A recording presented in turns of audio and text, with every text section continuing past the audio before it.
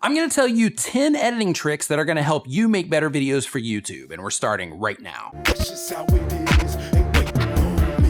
What is going on? My name is Nick from tubertools.com. Welcome to another video. If this is your first time here and you want to learn how to grow your channel, make videos, and all types of other YouTube related stuff, start now by subscribing and clicking the bell so you don't miss anything. Okay, since you're a YouTuber, you're going to edit a ton of videos over time. So the things that I'm going to be sharing with you are going to help you make videos faster, going to help you make videos better, and so on, so that people will watch your videos for a longer period of time so that YouTube will promote them more. Starting with number 1, pushing in or cropping in on your video. If you are not a fan of the typical jump cut where you're basically just cutting out the spaces in the video and you want to make it just like we'll just call it a higher production, what you can do is you can actually crop in or push in on the frame. So as an example, as you're watching this video right now, this is what the normal frame looks like. And this video is shot in 1080p. This shot is where I'm cropped in, but I didn't actually physically move at all. Now, with the normal HD video, like this one right here, when you crop in on this, you're gonna get a slight quality loss, but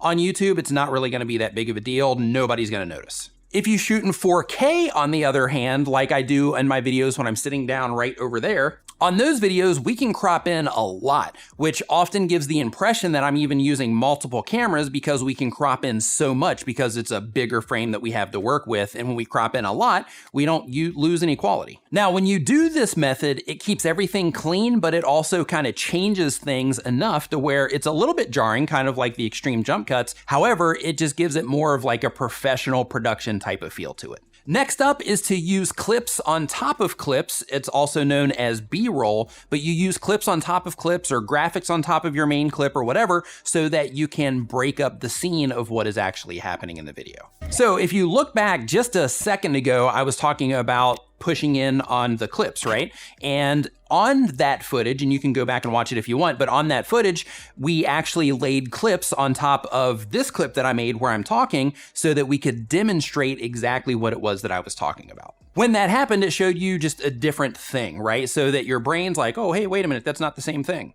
And you can apply that regardless of the type of content that you make. So let's say that you have a gaming channel, for example. You can still take the gaming videos and you can crop in on those as well. You can use those as extra clips to where, let's say that you're playing the game and you have your normal footage, you can actually take that same exact footage, put a little bit of a color treatment on it, maybe reverse it or do something else to where you're zoomed in on it a lot more so it looks like a different clip on top of the same clip. Typically, that's not the use for it, but it's something that you could do. But, you know, adding just additional footage, adding graphics or adding additional footage or even text, whatever it happens to be, just something on the screen to break up what's actually happening. You can even use photos if you want, but if you're going to use photos, I recommend using something called the Ken Burns effect, which is basically to where if you do have a photo on screen, you're either slowly zooming in on it or you're slowly panning across it or panning down it or up it so that it gives the impression that it's a moving video. The big idea here is that as human beings, our brains get bored really, really easy. And if our brains get bored, basically when you're breaking things up like that, you're giving the brain something else that it can focus on as you progress through your video. Number 3, recording in clips. If you record in clips, this can help your video editing go a lot faster because you can actually just preview each clip before you bring it in.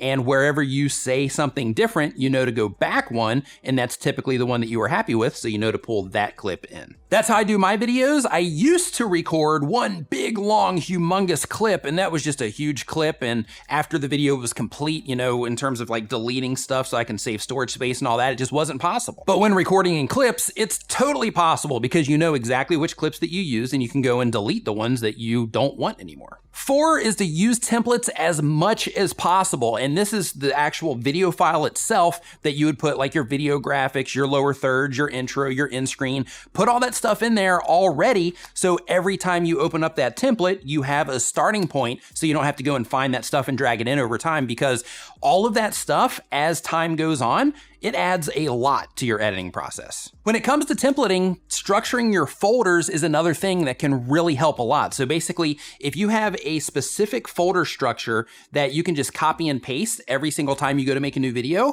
all that's in there. And you've got your video graphics in there, any of your favorite songs that you might use, stuff like that, which will allow you to just open up your file and already have a starting place to go without having to go and reset up everything every single time you edit a video. That was number 5, by the way, and to add on to that, another thing about it is when you are doing it that way and you are structuring your folders in a way to where you can just copy and paste and then everything is contained within one main folder. And by everything, I mean everything about that specific video, then what you can do is once you archive that, if you ever need it for anything in the future, you have everything you need for that video inside of that one folder, so you can just access that and you can do whatever you need with that video. So you're being organized, you're making your workflow faster, and you're archiving in a way to where when you need that stuff in the future to add to another platform or to make social media clips or whatever it happens to be, you know exactly where to go to get that specific file. 6, learn to color correct. And you don't have to go into the full color grading and all of that stuff. I mean, you can just go with basics,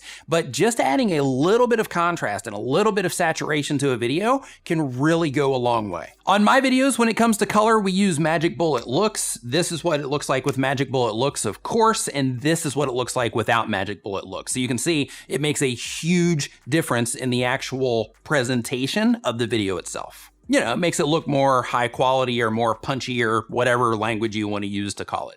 Next, plan your content. This can make a huge difference in the editing process. If you plan your content, you know the general things that you're going to say, the general things that you're going to show, the general things that you're going to talk about. It can really help the speed of your videos, because if you're out there and you're just getting all of this footage and you're just kind of randomly doing stuff, then your footage is going to stack up really, really fast, which is going to make a lot of decisions for you in the future, and it's going to really slow down your process of editing. If you use scripts, storyboards, or bullet points, it'll help guide you and make sure that you stay on track so that you don't just have all of this random stuff that you're throwing out there. And planning your content is also just gonna help you make better videos. I actually made something that will help you plan your content if you have an iPad or an Android tablet. I'll put a link to that down in the description below.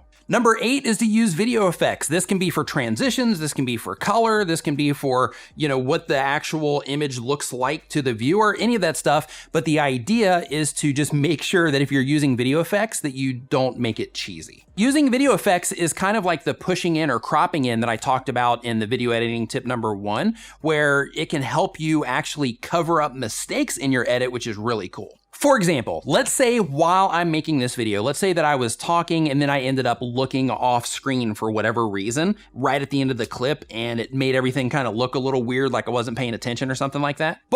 If you use a transition or you use a clip on top of your clips or an image on top of your clips or graphics or anything like that, then it can really smooth that error over to where the people that watch the finished video, they never see it. And that helps me trick you into thinking that I make better videos than I actually do in real life, and you can use it for the same exact purpose. The next tip, as crazy as it sounds, is to edit when you are feeling creative. Edit when you're in the mood to edit, even if that means putting on some music, kind of setting up your editing area to where it's more comfortable and inspires creativity. I had a hard time getting that one out, it seems. But the idea is basically to edit when you are feeling like you want to edit, because if your mood is right, the videos that you're going to put out are going to be better. Another tip is if you are doing videos where you talk, if you edit by the waveform, which is basically the graphic that you see for the actual audio track in your editing software, if you edit by the waveform, it can really speed up your workflow, because if you use that to identify where you're talking and where you're not,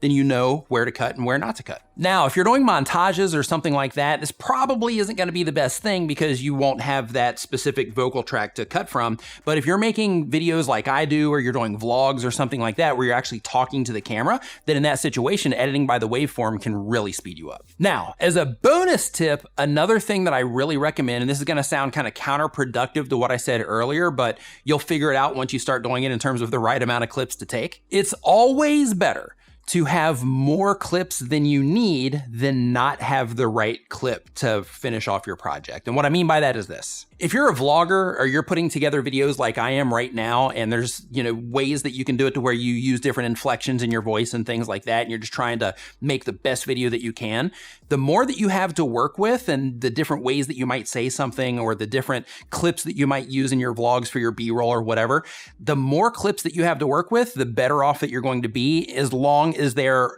done and shot and organized in a way that makes it efficient for you in the editing room. But the idea isn't to just shoot a bunch of random stuff. The idea is to plan out the content and then you record it or create it in a way to where you get enough footage because you're shooting the right stuff, maybe just in different angles or you say it in different ways or whatever it happens to be. But the actual end product that you have with the clips that you have, it's all thought out and organized in a way to where you're not having to sift through a bunch of junk. That's what I'm getting at. Now, if you're just getting started with video editing, I have an entire playlist that I put together you can watch right here. Go ahead and do that now. And to learn more about growing your channel, making videos, and all types of other YouTube related stuff, start now by subscribing and clicking the bell so you don't miss anything. Thank you so much for watching. I'll see you next time.